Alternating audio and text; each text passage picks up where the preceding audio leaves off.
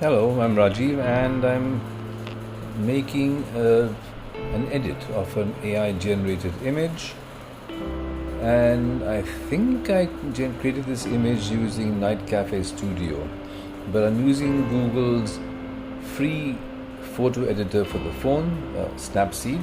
So let's start.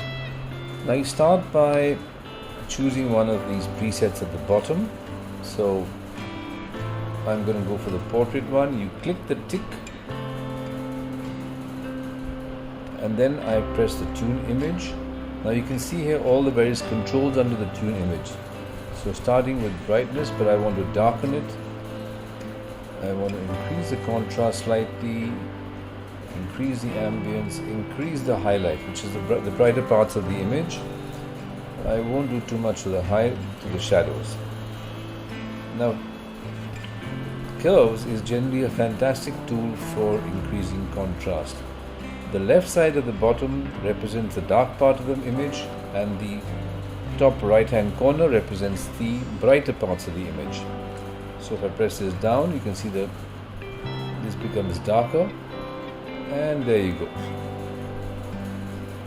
But his trousers have become too dark, so I'm going to now use a selective measure. As you can see, I've placed it right, in an awkward part of his trouser, but I have brightened that part and brought some detail back. I click the tools again. I like the vintage looks, so I have chosen this particular filter. Again, it's too dark, so I've brightened it slightly. There we go. Now I'm going to add some text.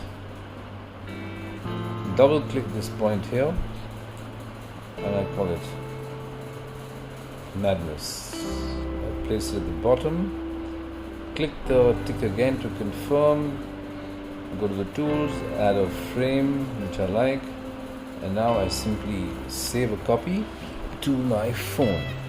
And that's a quick edit using Snapseed. I hope you enjoyed.